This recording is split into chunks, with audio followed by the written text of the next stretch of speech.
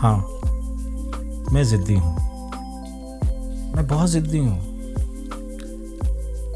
ना मैं किसी की बात सुनता हूँ, ना मैं किसी की बात मानता हूँ। और मुझे ये लगता है कि जो कुछ भी मैं कर रहा हूँ बिल्कुल ठीक कर रहा हूँ। हठधर्मी है मुझ में कुछ करने की, कुछ नया करने की, कुछ अलग करने की। आप होते कौन हैं मुझे ये बात कहने वाले? आप होते कौन हैं मुझे समझाने वाले? आप होते कौन हैं मुझे सही रास्ता दिखाने वाले? सही और गलत की समझ मुझे भी है, बहुत अच्छे से है। भाई इतनी उम्र हो गई मेरी, मैंने भी दुनिया देखी है। जितनी आपने देखी है शायद उससे थोड़ी सी कम देखी होगी, लेकिन हाँ, देखी ज़रूर है। हाँ, मैं ज़िद्दी हूँ। मैं ज़िद में न जाने क्या से क्या कर डालता हूँ। मैं ज़िद में वो कुछ कर देता हूँ जो मुझे नहीं करना चाहिए। मैं ज़िद इसलिए करता हूँ कि मैं अपने आप को सही साबित करना चाहता हूँ। अगर मैंने गलत साबित कर दिया तो न जाने लोग मेरे बारे में क्या सोचेंगे, न जाने आप मेरे बारे में क्या सोचेंगे। जी हाँ, आज का पॉइंट है जिद। जो जिद्दी लोग होते हैं, आपने कई बार देखा होगा कि बड़े कामयाब तरीन लोग आपको जिद्दी नजर आएंगे। अगर वो जिद्दी हैं, वो गलत हैं, तो वो कामयाब कैसे हैं? कई जिद्दी आपको नजर आएंगे जो बिल्कुल ही नाकाम होंगे, बिल्कुल ही नाकारा होंगे। उन्होंने करना कुछ भी नहीं है, लेकिन अपनी जिद पूरी करनी है। चलें, ये तो आप मानते हैं ना कि वो कुछ ना कुछ तो पूरा करते हैं, कुछ ना कुछ तो सही करते हैं। हर इंसान के अंदर अच्छाइयाँ, बुराइयाँ, खूबियाँ, खामियाँ सब कुछ में होता है। कोई भी इंसान बुरा नहीं होता। हर इंसान अपनी ज़ात के लिए बहुत अच्छा होता है। कुछ लोग थोड़े से ज़्यादा खुदगर्ज होते हैं, कुछ लोग बड़े दानवीर होते हैं, कुछ लोग बड़े दिल वाले होते हैं, कुछ कमज़ोर दिल वाले होते हैं, जिसे हम छोटा दिल कहते हैं। तो आप अपने आप को कहाँ देखते हैं? ये बहुत ज़रूरी है कि सबसे पहले आप अपनी पहचान कीजिए कि क्या आप ज़िद्दी हैं या फिर नहीं हैं। और अगर आप ज़िद्दी हैं तो आप अपनी ज़िद पूरी करके क्या वो कर सकते हैं? क्या आपने किया है जो आपको लगा कि वो सही है? अगर आपको 10 दोस्त मशवरा कर रहे हैं कि नहीं भाई ये तुम्हारे लिए ठीक नहीं है। आपको मिसाल देते हैं कि किसी ने शादी करनी है, उसे वो लड़की पसंद आ गई। अब वो लड़की उसको पसंद आ गई या किसी लड़की को लड़का पसंद आ गया, अब वो शादी करना चाहते हैं और वो बज़िद हैं इस बात के ऊपर कि अगर हमने शादी करनी है तो सिर्फ इसी से करनी है, किसी और से नहीं करनी। लेकिन माँ बाप जो हैं वो एक ज़िद पकड़ लेते हैं कि नहीं भाई, हमने तो तुम्हारी शादी यहाँ होने नहीं देनी। उसकी खैर कोई भी वजह हो सकती है, उनको पसंद नहीं आई, फैमिली पसंद नहीं आई, या वो गरीब हैं या वो बहुत ज़्यादा अमीर हैं, या कोई भी वजह हो सकती है। माँ बाप अपनी ज़िद पकड़ के बैठ जाते हैं, औलाद अपनी ज़िद पकड़ के बैठ जाती है। अब बच्चों को ये लगता है कि माँ बाप ज़िद्दी हैं, वो मेरा रिश्ता वहाँ होने नहीं देना चाहते, मुझे पसंद है, मैंने अपनी ज़िंदगी गुजारनी है, तो भाई वो कौन होते हैं मुझे मना करने वाले। लेकिन बच्चे ये भूल जाते हैं कि जो माँ बाप हैं पहले वो बच्चे ही थे। उन्होंने जो गलतियाँ की हैं वो चाहते हैं कि वो गलतियाँ आप ना करें। आपको एक और छोटी सी मिसाल देते हैं कि कौन से ऐसे माँ बाप चाहेंगे कि उनका बच्चा आग में अपना हाथ डाले। आपने देखा होगा यहाँ यूके में चिमनीज़ होती हैं, पाकिस्तान में भी आप आग जलाते हैं सर्दियों में, तो बच्चा है उसको तो वो चमकती हुई चीज़ नज़र आ रही है, लाल और पीली, वहाँ आगे बढ़ेगा, उसमें अपना हाथ डालने की कोशिश करेगा। क्या आप डालने देंगे उसे? नहीं डालने देंगे ना। इसी तरह से जो माँ बाप हैं आपको वो काम नहीं करने देते, उन्हें लगता है कि आपके लिए ठीक नहीं है। चलिए इसकी दो सूरतें हैं। अगर आप वो काम कर ही डालते हैं, आप उससे शादी कर ही लेते हैं, कल को अगर आपकी शादी नाकाम हो जाती है तो माँ बाप कहेंगे कर ली, अपनी मर्जी, खुशी हो गई, आप लोगों का आपस में फिर झगड़ा शुरू। तो इसी तरह से है, अगर आप रिश्ता कर लेते हैं और अगर आप रिश्ता कामयाब हो जाता है, लड़की अच्छी निकल आती है, तो आप अपने बाप को, देखा मैंने आपसे कहा था ना कि बहुत अच्छी लड़की है। ये तो मैंने आपको एक रिश्ते की छोटी सी मिसाल दी। इसका हल क्या है, हमें ये भी सोचना है ना। पॉइंट तो हमने आपको बता दिया, अब इसका हल भी सोचना चाहिए।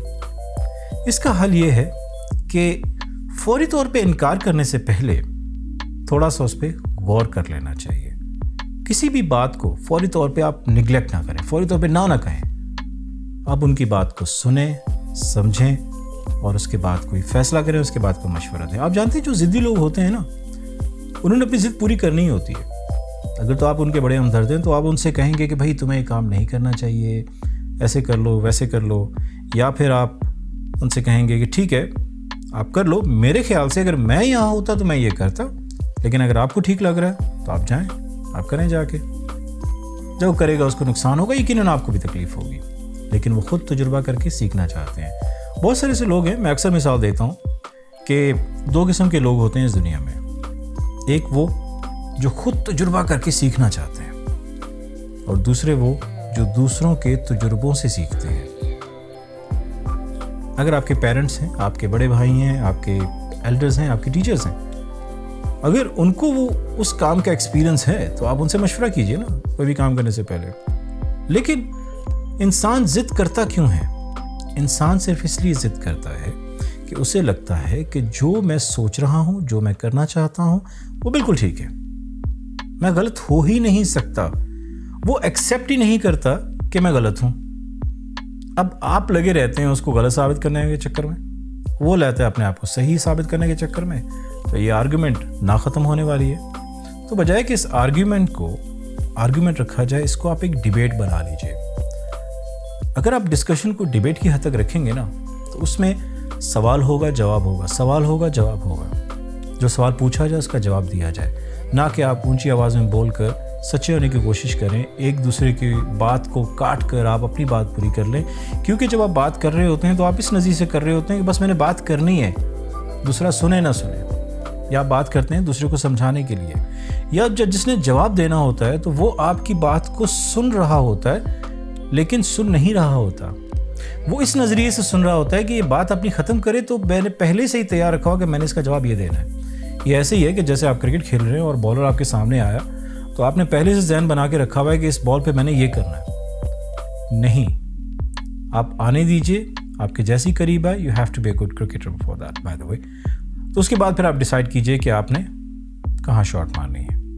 तो इसी तरह से डिबेट और डिस्कशन जो होती हैं वो तभी कामयाब होती हैं जब दो लोग बैठे हुए आपस में बात कर लें, सामने वाला बात ख़त्म कर ले, फिर आप अपनी बात कीजिए, लेकिन उसकी बात का उसको प्रॉपर जवाब दीजिए। आपकी बात के अंदर मंतक होना चाहिए, प्रॉपर लॉजिक होनी चाहिए। अगर आप इलॉजिकल हैं, आपको भी पता होता है बाज़ औक़ात कि आप इलॉजिकल हैं, लेकिन आप अपनी बुरी बात करनी होती है।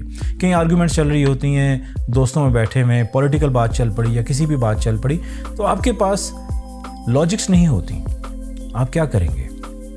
आप अपनी बात को मनवाने के लिए आप बस बोलते जाएंगे और कोई एग्जांपल्स देना शुरू कर देंगे, कोई गवाही देना शुरू कर देंगे उसकी इसकी, अब अपने आप को साबित करने की कोशिश करेंगे। तो बजाय ये सब कुछ करने के, ज़िद से आप जानते हैं कि ना जाने कितने घर बर्बाद हो जाते हैं, कितने लोगों की ज़िंदगी बर्बाद हो जाती है आपकी ज़िद की वजह से। क्यों? सिर्फ आप अपने बारे में सोच रहे होते हैं। लेकिन आपको ये देखना चाहिए, पूरी कैलकुलेशन करनी चाहिए। इमोशनल होकर इंसान ज़िद्दी हो जाता है ना, इमोशनल होना चाहिए, लेकिन इतने भी इमोशनल ना हो कि आप अपना नुकसान कर दें और दूसरों के साथ नुकसान कर दें। तो ज़रा सोच समझ कर।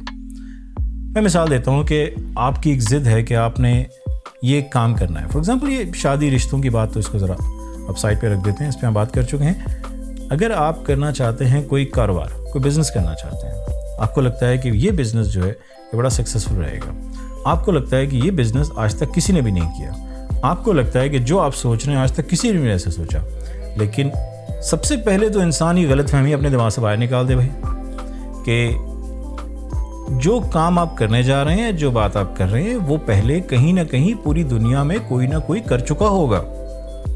आप रिसर्च करके देख लीजिए, आजकल तो बहुत आसान है रिसर्च करना। आप गूगल पे जाएं, रिसर्च करें, आपको सामने आ जाएगा। आप कोई भी नाम ज़हन में सोच लें, आप जब लिखेंगे तो वो नाम ऑलरेडी कोई यूज़ कर रहा होगा। आप कोई काम सोच लें, कोई ना कोई यकीनन वो कर रहा होगा। कीजिए, ज़रूर कीजिए, लेकिन उसमें थोड़ी सी चेंजेस लेकर आए। उसको थोड़ा बेहतर किस तरह से बना सकते हैं, मार्केट रिसर्च में बहुत ज़्यादा इंपॉर्टेंट है। बच्चा है, जिद करता है, आप बच्चे की हर जिद को पूरा करेंगे या फिर नहीं करेंगे? आपको लगेगा बच्चे के लिए बेहतर यही है कि इसकी ये जिद पूरी ना की जाए। आज अगर हमने इसकी जिद पूरी कर दी तो ये कल कोई और जिद करेगा, परसों कोई और जिद करेगा।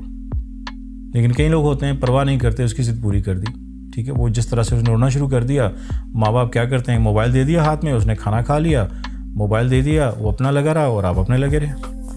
लेकिन आपने ये नहीं सोचा कि उसके मोबाइल यूज़ करने से उसको कितना नुकसान हो रहा है, वो क्या क्या देख रहा है ऑनलाइन, कितना कैसी सी चीज़ें देख रहा है जिसको नहीं देखनी चाहिए। वो बच्चा है, वही चीज़ें वो इम्प्लीमेंट करने की कोशिश करेगा कल को, और आप फिर उसे गालियाँ देंगे, उसे कहेंगे कि भाई ये तुम क्यों कर रहे हो।